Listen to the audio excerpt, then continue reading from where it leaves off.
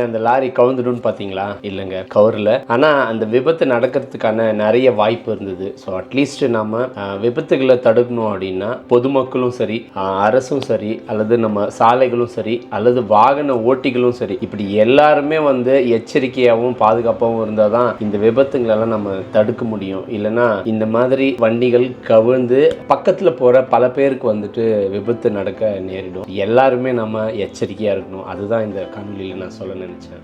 இனிமேலாவது சாலையில் நாம ரொம்பவே விழிப்போடு இருக்கணும். விபத்துகள் இல்லாத நாடாக நம்ம நாடு மாறணும்.